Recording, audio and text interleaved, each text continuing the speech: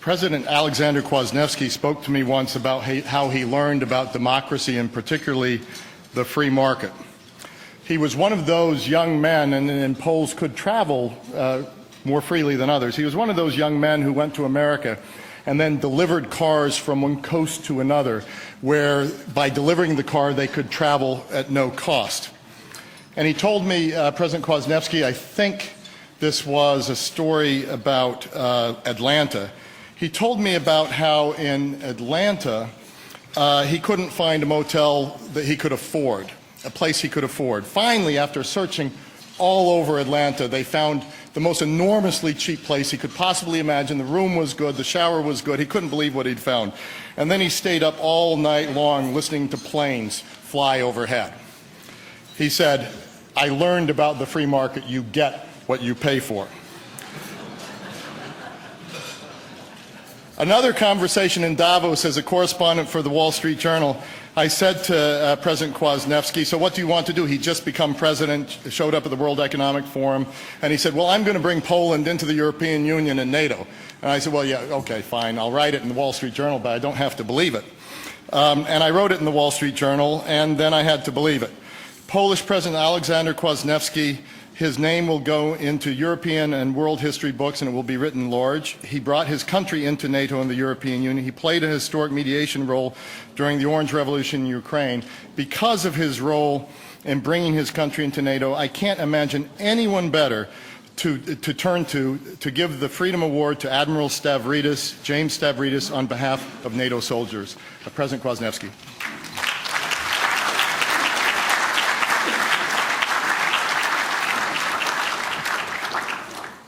Thank you, Fred. It was too kind introduction. Presidents, Prime Minister, Madam Secretary, Excellencies, ladies and gentlemen, dear friends, I'm particularly honored to present the next Freedom Award to all the troops of NATO, past and present, who have done so much for freedom and democracy in Europe and beyond. NATO's Supreme Allied Commander Europe, Admiral James Stavridis, will accept this award on behalf of these brave men and women. I am honored and deeply moved as well to stand here in Berlin tonight as a witness and participant of those events of the year 1989. Tonight I have a chance to express my respect and gratitude to so many heroes, authors, participants, and unknown participants of that great peaceful revolution. Many of these heroes are here among us tonight, and I think now is a good time for applause for all of them.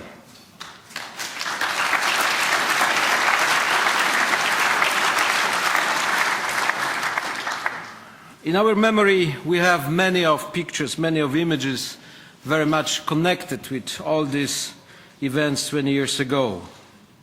We have a picture of Polish Solidarity, Solidarność, and the leader of Solidarność, Lech Wałęsa.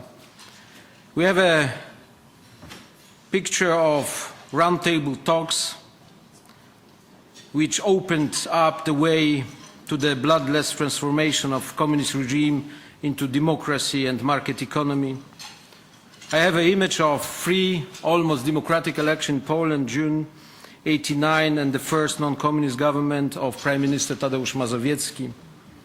We see again the image of Velvet Revolution in Czechoslovakia and Václav Havel, and the great change all over Central and Eastern Europe.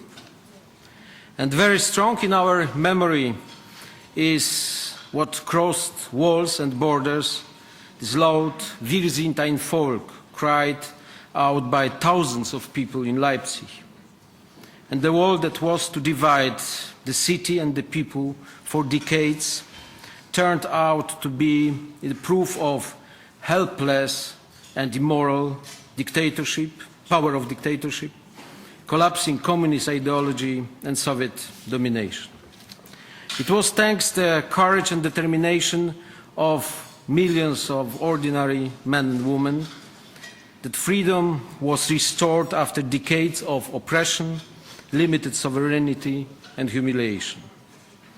And after that, nothing was the way it had been before.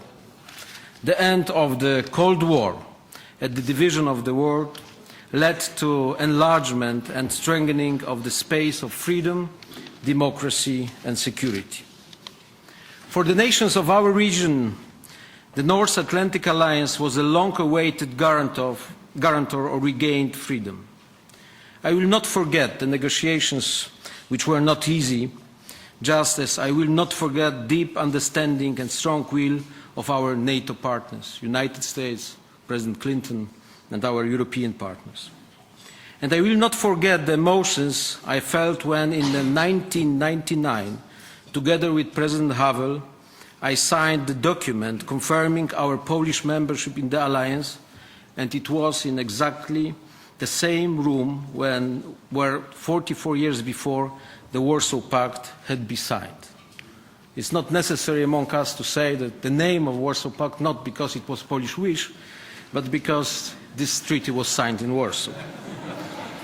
And I will not forget the invitation that was extended to the Baltic states at the NATO summit in Prague. But that act, the Baltic states ultimately confirmed they so hard to win independence.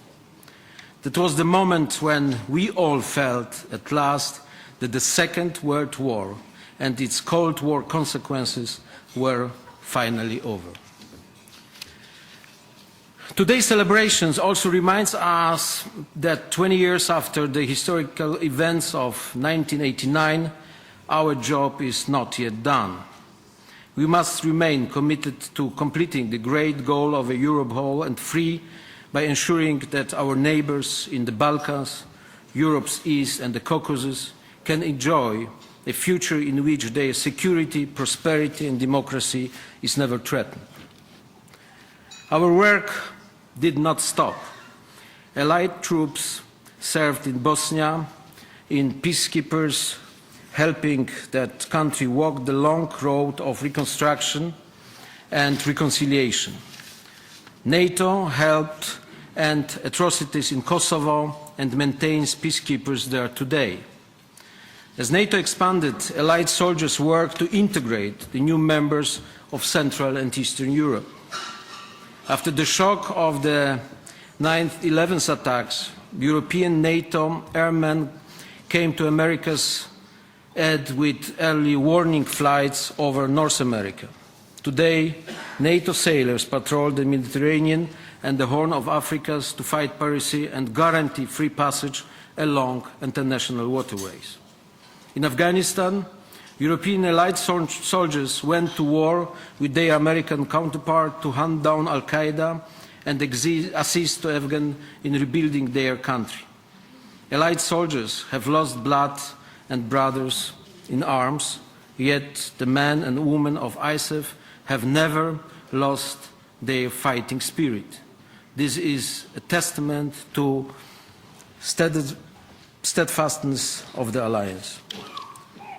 With us tonight to accept this award on behalf of the fighting men and women of the alliance, past and present, is the Supreme Allied Commander of Europe, Admiral James Stavridis.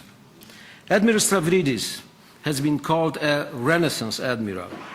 A graduate of the United States Naval Academy in Annapolis, he also holds a PhD in International Relations, Tufts University. He brings skill and keen intellect to his job as a NATO's military chief. Before taking up his current post, he served as a commander of United States Southern Command, where he devised innovative and successful approaches to tackle smuggling and other untraditional security challenges. He served as Career Strike Group Commander, conducting combat operations for Operation Iraqi Freedom and Enduring Freedom. Admiral Stavridis, where is Admiral? Thank you, very good. Admiral Stavridis, thank you for your dedicated service and for accepting the award on behalf of Allied troops. Congratulations for men and women in uniforms and all NATO allies. Thank you, Mr.